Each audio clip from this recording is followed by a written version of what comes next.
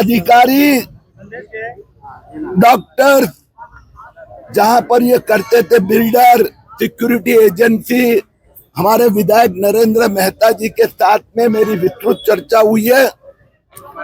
एक जिहादी प्रवृत्ति गए कुछ वर्षों से ये महाराष्ट्र में थोड़ी उसको बढ़ावा मिल रहा है, जिहादी, धर्मांध और टेररिस्ट संबंधी।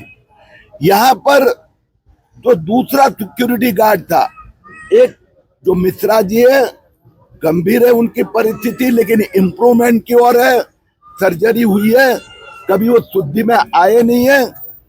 और दूसरे, उनको जाकर हॉस्पिटल में मैंने उनकी तबीयत देखी, उनके परिवार से बात की, पुलिस और अन्य अधिकारी एजेंसी से मैंने जो जानकारी प्राप्त की है, और मुझे शंका है कि ये महाराष्ट्र के 15 शहरों में हिंदुओं में भय पैदा करना, नया नगर कांग्रेस के लीडर, एमआईएम के लीडर, वो भी सब इसी प्रवृत्ति को बढ़ावा दे रहे हैं कि यहाँ के आसपास के हिंदुओं को भगाना, डर पैदा करना। साथ में आपको ध्यान में होगा, मालेगांव में नवंबर 2024 विधानसभा चुनाव में वोट जिहाद फंडिंग घोटाला मैंने निकाला था। उसके आगे जांच में ये बाहर आया है, सिराज मोहम्मद के बेनामी खाते में 2100 करोड़ आए, उसमें से 389 करोड़ इस प्रकार की प्रवृत्ति के लिए खर्च किया जा रहा है। जो दूसरा सिक्योरिटी गार्ड जो था, सुब्रतो, सिक्योरिटी कॉन्ट्रैक्टर तिवारी ने हमें बताया कि वो 15 दिन पहले उसकी कंपनी में आया, उसका कोई बैकग्राउंड चेक नहीं किया गया, पुलिस वेरिफिकेशन नहीं हुआ है, उसका जो आधार कार्ड है वो कलकत्ता का है, तो उसके संबंध में भी जांच चल रही है। कि पुलिस ने भी पूरी जानकारी एटीएस के पास केस होने के कारण उनके पास मर्यादा है, इसलिए वो पूरी अंदर की डिटेल और चौकसी दें।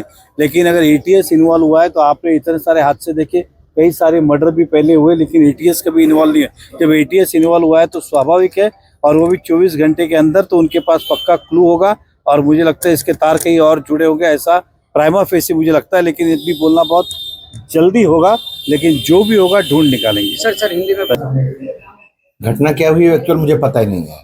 उस बंदे को मैंने कभी नहीं देखा। अगर आप मुझे दिखाएंगे, मैं अभी इसके पहले भी बोल चुका हूँ, मैं पहचानता नहीं उसको। अगर आप दिखाएंगे उसको कि ये है तो मैं हाँ बोल दूंगा, बाकी मैं उसको जानता ही नहीं। शक्ल देखना क्या करता था, कैसे करता था, किसी को आइडिया नहीं है। को नाम मालूम पड़ा, ये 6 तारीख को 2 साल उसके पूरे हो रहे थे, फैमिली के साथ रहता था। फिर उसके फैमिली में कुछ डिस्प्यूट हो गया, वो हमको पता ही नहीं, ठीक है। और ना वो किसी को दिखता था, मतलब आप ऐसा देखेंगे तो हम पहचानते ही नहीं उसको कोई भी।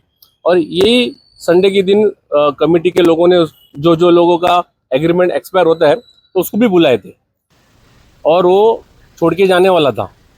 ऐसा था क्योंकि दूसरा टेनेंट भी लग गया था उस घर के लिए। अब किसके दिल में क्या रहता है किसी को पता नहीं। और जबरदस्ती आज हम सबको इतना हैरेसमेंट हो रहा है। हैरेसमेंट मतलब ऐसा है कि बिल्डिंग में, उस फ्लोर में लोगों को इतना डर का माहौल हो गया है, क्योंकि वो टेनेंट था। अगर वो परमानेंट यहाँ रहवासी रहता तो हम लोग कुछ उसके बारे में बोल सकते थे।